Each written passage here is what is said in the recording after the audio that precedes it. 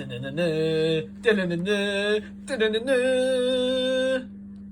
TV. Now you'd imagine that every player remembers their first ever TV major tournament, and obviously I do. Mine came back in 2011, not long after I'd just recently started playing the game again. Now if you watch this video, which is where my journey began as a professional player, you'll know that I didn't really have a lot of funds. I was a young parent, I had 4 children, very young, working in a secondary school at the time, didn't really have a lot of disposable income. So getting to the UK Open at that point was a big achievement, and almost just saw it as a free event because we didn't have to pay the £105 entry fee. Absolutely loved the build up to it. Sky Sports News came out and did a feature regarding obviously where I work and the story of me getting to the UK Open. It was amazing. They come and followed me around the school with some cameras, which as you can imagine the children loved.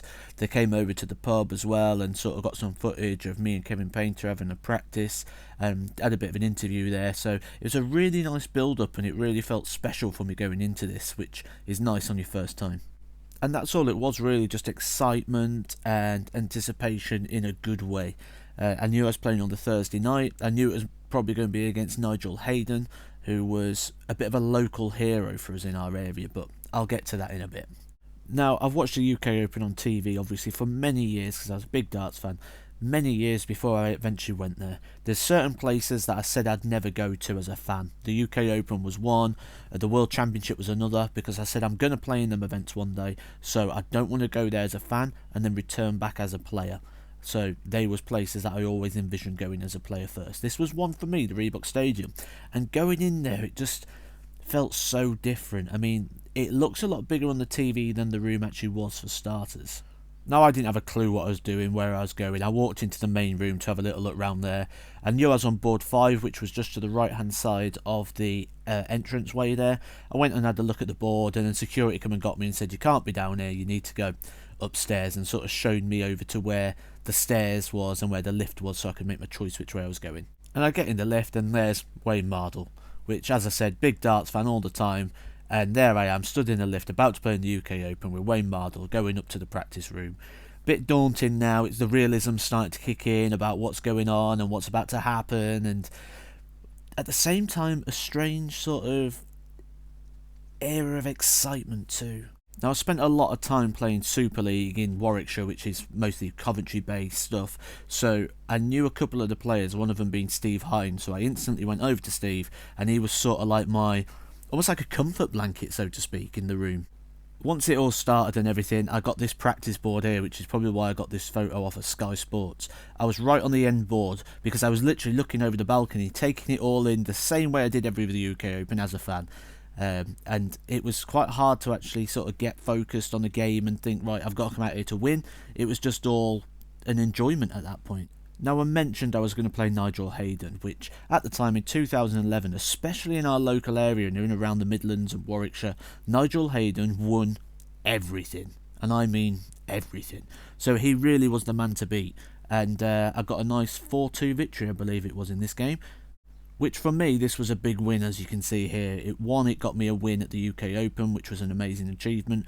But it also just gave that air of confidence now, that the confidence I brought into going to attempt the PDC was justified, because I've gone in and I've beat someone who at the time was doing extremely well. Now, I had to play again that night. This was to go through to round 3. Round 3 is the last 64, where all the big players come in. The money starts kicking in for the event, so this was a massive game for me at the time. Watch that video I mentioned earlier just to see how important. I won this game 4-1. Absolute scenes. I was going mental, as you can imagine. It was incredible. I went there pretty much as a fan, and then all of a sudden I'm in the third round, the last 64, I'm picking up some money, and at the time that was massive for me, and some ranking points. It was just, the doors that this opened was incredible. Now, as you probably know, the UK Open is an open draw event, which means at the end of every round, they redraw it. So I stood in the crowd watching the draw, so exciting knowing your name is in that hat. Even now, from this year, 2020, I know how exciting it is knowing your name's in the hat. It's a brilliant feeling and a great moment. But I was just stood there praying for Phil Taylor. I wanted to play Phil Taylor. I wanted to be on that big stage. I wanted to be in front of the cameras. That would have capped that bit off perfectly. I drew a Yorkshireman called Martin Turner, left-hander, and I can remember this so clearly. I remember hitting the double 10 to win this match. I won this match 9-7. And this game, the whole way along, I was just thinking, just stick with it. Hopefully you'll get a chance. Hopefully you'll get a chance. The chance came up. It was double 10. I took it. Took the win 9-7. I was through to the 4th round of this event. And, well, anyone who was watching this would have just seen the story, which is basically what I'm telling you right now. It just was a guy who was a massive darts fan whose dreams was coming true, and also not just coming true for this event, but like I said before, the doors that unlock from walking through doors.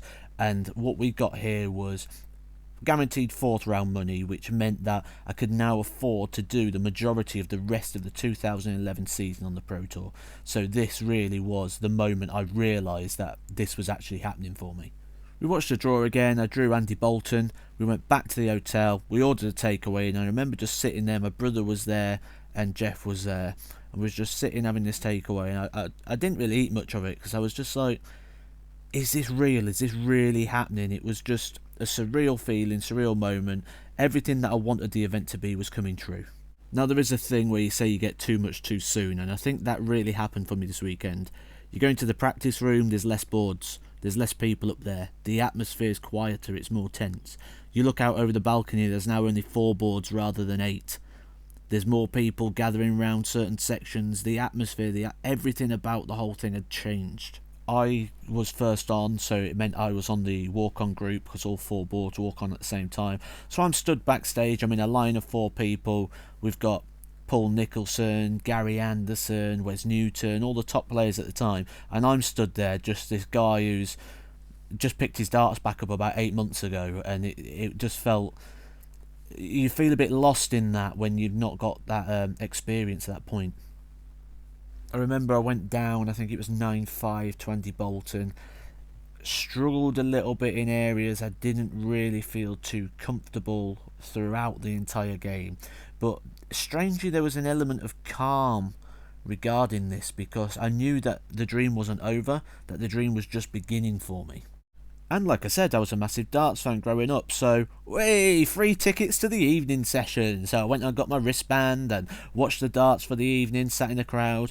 This was the night Paul Nicholson beat Phil Taylor, the famous wave situation. The day he also beat Gary Anderson, so a massive day for Paul. Great day for me there at the darts. Now, I've played since in 9 UK Opens, and I can tell you factually, I can't recall any of those UK Opens as well as this first one. You never forget your first. Edgar TV. And hopefully I'll be adding many more to this tally. Hit the subscribe button, follow in the journey. I'll be sharing it all the way right here on YouTube on Edgar TV.